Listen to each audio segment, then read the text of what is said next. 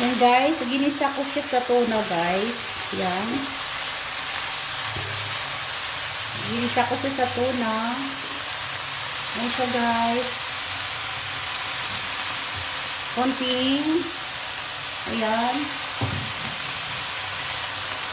Paminta.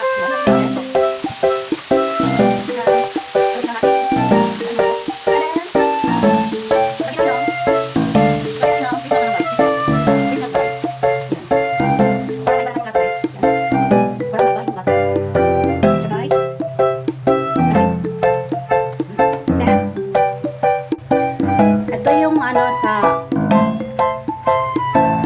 Pancit Canton guys. So, ito yung